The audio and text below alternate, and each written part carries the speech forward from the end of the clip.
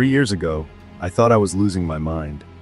The demands of my job as a financial analyst in New York City had stretched me to the breaking point. Endless spreadsheets, late-night calls, and a boss who expected me to be available 24/7 were sucking the life out of me. I decided I needed a break before I completely unraveled. That's how I ended up renting a cabin near Upper Red Lake in Minnesota, a place remote enough to make my phone signal disappear and my stress with it, or so I thought. The cabin was small, isolated, and sat on the edge of a thick forest with a view of the lake that felt almost therapeutic. I planned to spend 4 days fishing, hiking a little, and enjoying the solitude. I didn't tell anyone where I was going, not even my coworkers. The idea of being unreachable thrilled me. The first 2 days were uneventful. I woke up early, drank coffee on the porch, and watched the fog lift off the lake before heading down to fish. I didn't catch much, but it didn't matter. The quiet, broken only by the sound of water lapping at the shore, was exactly what I needed. By the second evening, I felt lighter than I had in years, but that feeling didn't last. On the third night, the wind picked up. It howled through the trees and rattled the windows. I woke around midnight to the sound of branches cracking. At first, I thought it was just the wind playing tricks. But then I heard footsteps. I sat up in bed, straining to listen. It sounded like 2 sets of boots crunching through the snow, circling the cabin. My mind raced. The cabins around the lake were mostly abandoned this time of year, which made mine an easy target for someone looking for a quick score. The footsteps paused near the front of the cabin, followed by the faint sound of whispering. My heart thudded as I realized someone was trying the front door. The knob jiggled, then stopped. A few seconds later, I heard one of them curse under their breath. The door was locked, but I wasn't sure how much of a deterrent that would be. I cursed myself for not bringing a weapon. No gun, no knife, nothing. The nearest town was nearly an hour's drive away, and my car was parked on the main road, a quarter mile from the cabin. Running wasn't an option. Even if I managed to make it to the car, the thick snow and freezing temperatures would slow me down, and I'd risk getting lost or attacked by wildlife. The front door rattled again, harder this time. Then, silence. I held my breath, waiting. The sound of snow crunching moved toward the back of the cabin.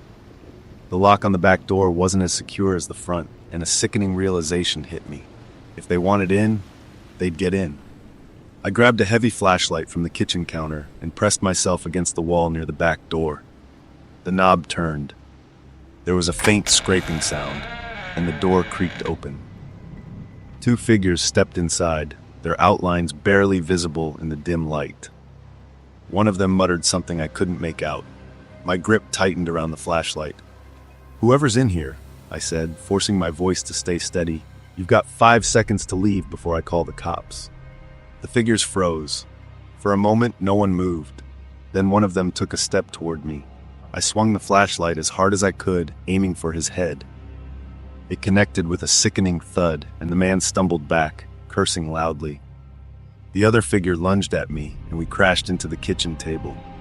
He was stronger than me, pinning me against the floor as he reached for something in his pocket. I panicked, kicking wildly until I managed to knock him off balance. Grabbing the flashlight, I swung again, this time catching him in the side. The man let out a grunt and staggered back. The first figure, still dazed, yelled something about leaving. The second man hesitated before following him out the back door. I scrambled to my feet and slammed the door shut, shoving the table against it for good measure. My hands shook as I double-checked the front door lock and peered out the window. The 2 figures were running toward the tree line, their shapes disappearing into the darkness.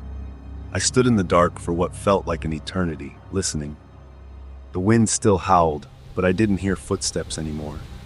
I waited an hour, convinced they might come back, before finally grabbing my bag and flashlight. As dawn broke, I slipped out of the cabin, careful to stay quiet. The walk to my car was nerve-wracking, every sound making me glance over my shoulder. When I finally reached the car, I jumped in, locked the doors, and drove to the nearest town as fast as I could. At the sheriff's office, the deputies listened to my story, their expressions grim but not surprised. They said there'd been a few break-ins at the lake recently, likely the work of opportunists targeting the empty cabins. They took my statement and promised to investigate, but I never heard if they caught the men. That trip was supposed to help me clear my head, but it taught me a different lesson. Sometimes, solitude doesn't bring peace. It just strips away distractions, leaving you alone with the things that scare you the most. I haven't been back to the woods since. It happened back in 2014. My friends and I had just finished our sophomore year of college, and we decided to take a road trip across the country. None of us had much money to spare, but we were eager for the adventure. So, we packed up my old truck and set out from Texas, heading west toward California. We'd made a few pit stops, gas stations, fast food joints, and the occasional rest stop where we stretched our legs. But the further west we drove, the more we felt the weight of exhaustion pressing down on us. By the time we hit Arizona, we'd been on the road for almost 20 hours straight. We were all barely holding it together, sleep-deprived and running on fumes. There were moments when we thought about calling it quits and getting a hotel, but we didn't want to blow our tight budget, so we decided to push through. At one point, we found a rest stop just off the highway, totally deserted except for a few scattered vending machines. I remember the sign, something about an overlook or scenic view, but we didn't care about the view. We just needed a break. I was the one behind the wheel, and as usual, my friends were passed out in the back of the truck. It wasn't the safest decision to sleep at a rest stop, but we were too tired to care. At least we weren't driving anymore. The night had settled in, and the air outside was thick with a strange, unnatural fog that seemed to hang low to the ground, creeping through the shadows. I was struggling to stay awake, even though the cool night air kept me alert. I'd gotten out of the truck 3 times to wander over to the vending machine near the bathrooms, hoping to grab something to drink. A Mountain Dew. It did nothing to wake me up. Instead, it made me need to pee around 4 a.m. That's when it happened. I was about to get out of the truck when something caught my eye, something so unsettling that it stopped me dead in my tracks. Across the empty parking lot, standing in the thickening fog, there was a figure. A man. At least, I thought it was a man. I squinted, trying to make out more details, but the fog wrapped around him like a shroud, making him almost appear as if he were part of it.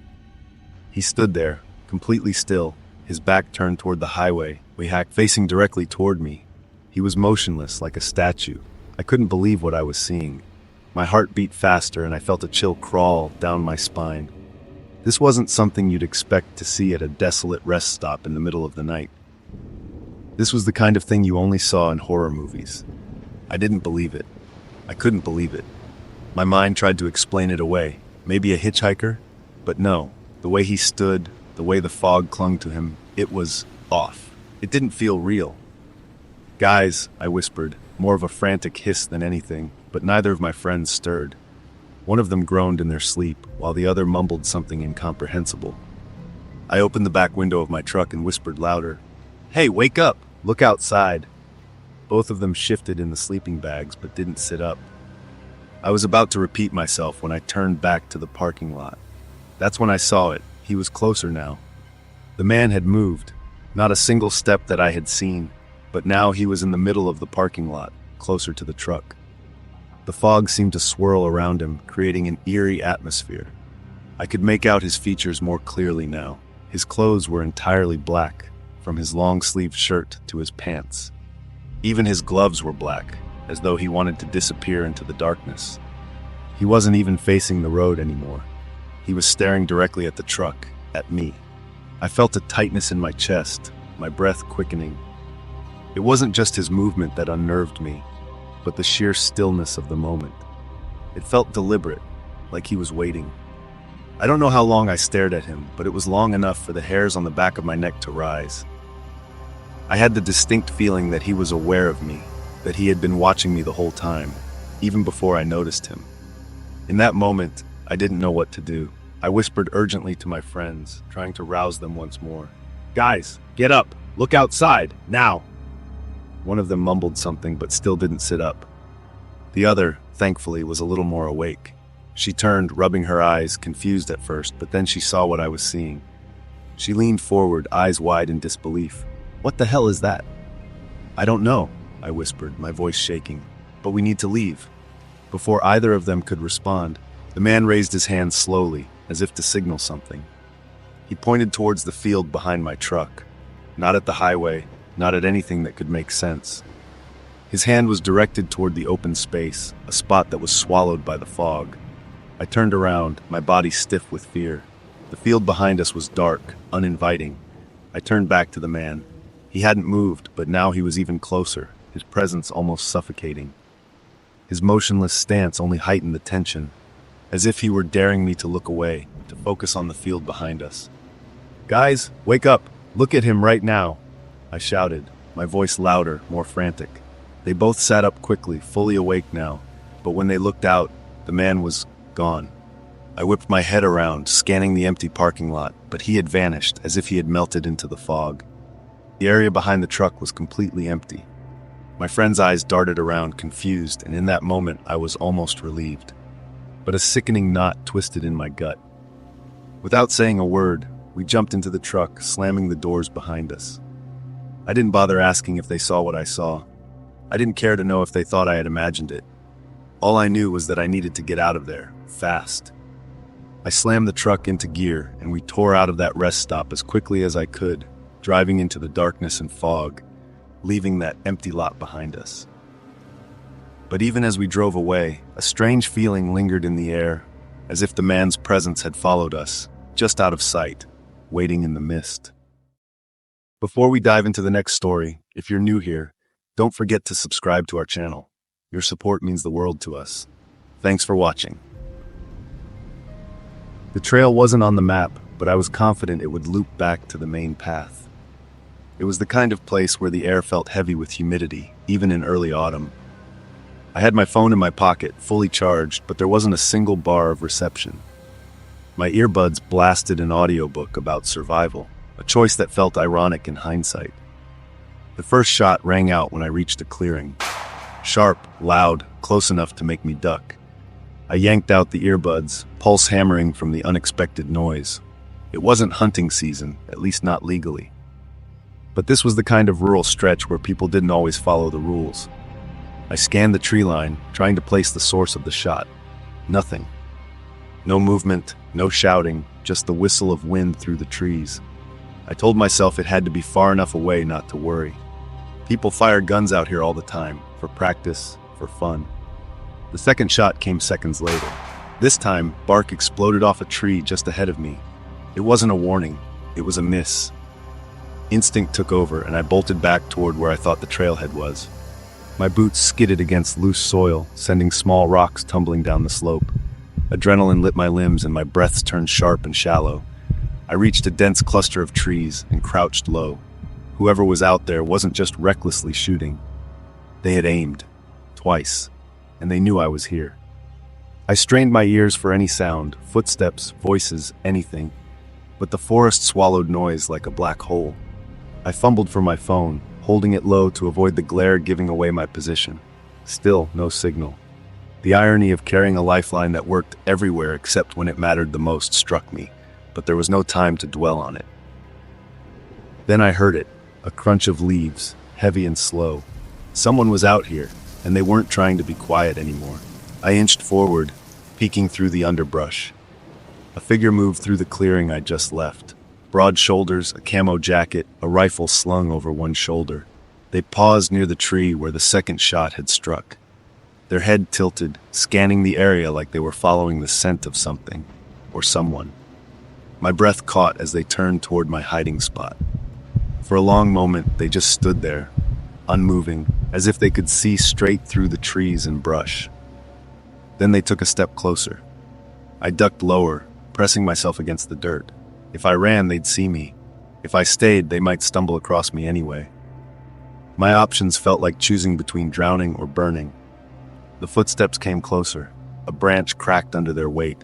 They weren't rushing. They were savoring the moment. I waited until they were on the far side of the clearing before I moved. Staying low, I crept back into the forest, choosing a path that veered away from theirs. I couldn't be sure if it led to safety or deeper into isolation, but movement felt like the only chance I had. The terrain grew steeper, the soil softer. I slipped twice, catching myself on low-hanging branches. The sound of my own movement felt deafening, but I couldn't slow down. Every shadow felt like a silhouette, every rustle a signal. Another shot. This one hit a rock, sending shards skittering in all directions. They were closer. Panic made my decisions for me. I sprinted, zigzagging between trees in the desperate hope of making myself harder to track. The forest blurred around me, a smear of greens and browns. My foot caught on a root, and I went sprawling, skinning my palms on jagged rocks. Pain screamed up my legs, but I scrambled to my feet and pushed forward. The sound of boots crunching leaves behind me grew louder. They were running now. Ahead, the trees thinned, revealing a narrow stream. I plunged into the water without thinking, the icy cold biting through my pants. The current wasn't strong, but it was enough to mask my tracks. I crouched in the center of the stream, chest heaving, scanning the bank for movement. For a moment, all I could hear was the rush of water and my own breath. Then I saw them. Standing at the edge of the stream, rifle in hand, their face obscured by the brim of a hat. They didn't raise the weapon this time. Instead, they simply stood there, watching me. "Hey!" I shouted, the word torn from my throat. "What do you want?" They didn't answer, didn't move. The silence felt louder than the gunshots. I backed up, the water swirling around my knees. My mind scrambled for a plan, any plan, but nothing came. They took a step forward into the stream, closing the distance between us. "Leave me alone," I yelled, my voice cracking. Still no response, just another step. Desperation clawed at me. I turned and ran upstream, legs burning, lungs screaming for air. The forest felt endless, every turn revealing more trees and no sign of escape. Finally, the sound of the stream gave way to something new, a distant hum, faint but steady. A road. I crashed through the underbrush, ignoring the branches that clawed at my face and arms. The hum grew louder, and then I saw it, a two-lane road cutting through the forest. I stumbled onto the asphalt, waving my arms as headlights appeared in the distance. The car screeched to a halt, and the driver, a middle-aged woman, rolled down her window, eyes wide. "Are you okay?" she asked. I couldn't answer, could barely stand. She opened the door and helped me inside, her questions a blur as she drove me to the nearest town. To this day, I don't know what that man was doing out there. Maybe I had wandered onto private property. Maybe it was something darker. I'll never know, and I don't care to find out. But I haven't set foot on an unmarked trail since.